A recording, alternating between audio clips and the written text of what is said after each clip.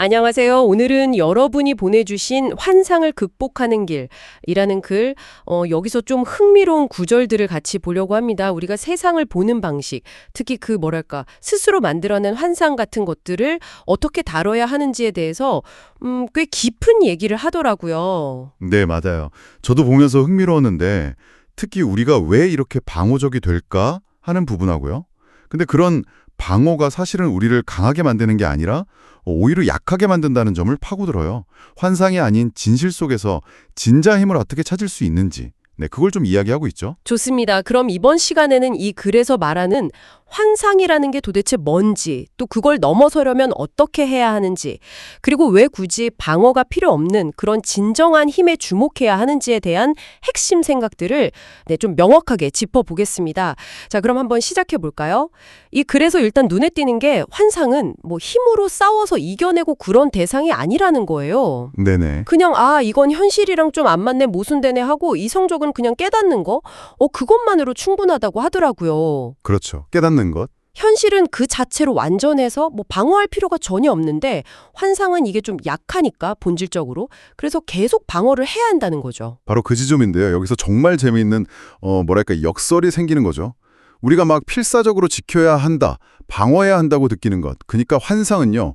사실 우리를 약하게 만드니까 오히려 우리가 원하지 말아야 할 대상이라는 거예요. 약하게 만드니까? 네. 그러니까 방어적인 자세를 취한다는 것 자체가 나는 지금 뭔가 약한 걸 지키고 있어. 이런 신호라는 거죠. 강하다는 증거가 아니고요.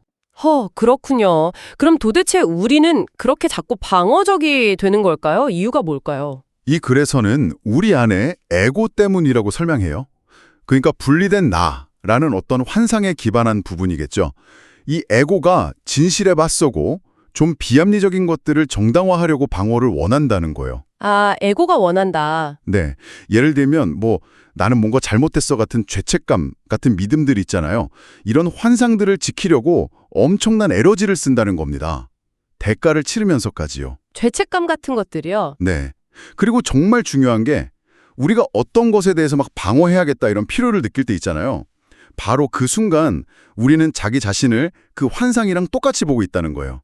동일시하는 거죠. 나와 환상을 동일시한다. 그렇죠. 모든 환상의 뿌리에 결국 나는 세상과 분리되어 있어라는 믿음이 깔려 있는 거고 이게 바로 우리가 치르는 대가, 고립감이나 불안 같은 거겠죠. 결국 방어라는 건 확신이 있어서 하는 게 아니라 불확실하니까 내 안에 뭔가 의심이 있으니까 시작되는 거예요. 진짜 확신하면 굳이 방어할 필요가 없잖아요. 그러네요. 진짜 확신하면 방어할 필요가 없겠네요. 그리고 이 글에서 두려움을 비유한 게 참 재밌었어요. 온 우주를 공격하려는 겁먹은 생쥐 같다고 정말 약한 존재라고 표현하더라고요. 그 비유요? 네네. 근데 그 비유가 참 인상 깊었습니다. 반대로 사랑으로 이렇게 연결된 사람들, 그들의 조용한 힘은 훨씬 강력하다고 강조하고요. 맞아요. 막 시끄럽게 자디를 방어하는 것보다 조용히 함께하는 그 연대 자체가 더 강하다. 이런 메시지 같아요. 네, 그리고 더 나아가서는 당신과 다른 사람들 사이에는 사실 아무런 장벽이 없다. 이렇게까지 이야기합니다. 신적인 존재 혹은 어떤 우주적인 힘이 우리 모두의 손을 이렇게 잡고 있다는 아름다운 비유도 나오고요. 손을 잡고 있다? 네, 분리감 자체가 환상이라는 거죠. 때로는 이 환상이 막 거대하고 움직일 수 없는 산처럼 느껴질 수도 있겠지만요. 하지만 우리 안에는 그 어떤 환상도 막을 수 없는 심지어 저항할 필요조차 없는 그런 본연의 힘이 있다.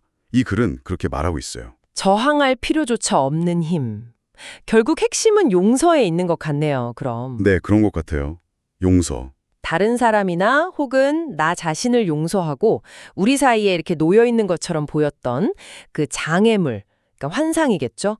그걸 기꺼이 그냥 지나쳐 보낼 때 그토록 단단해 보였던 방어막이 스르르 사라지고 이게 실은 아무것도 아니었구나 하고 드러난다는 거죠. 맞습니다.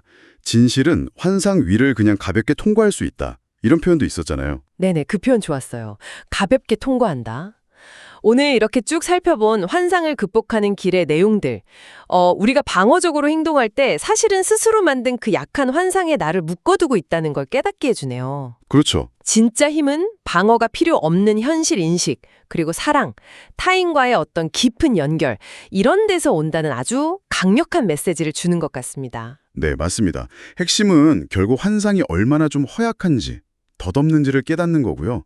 그리고 우리가 분리되어 있다는 그 잘못된 믿음 대신에 본래 우리는 다 연결되어 있다는 진실에 발을 딛는 것. 이게 중요하겠죠. 연결되어 있다는 진실. 네. 그리고 용서라는 도구를 통해서 이 환상의 벽을 생각보다 쉽게 넘어설 수 있다. 이 점도 기억하면 좋을 것 같아요.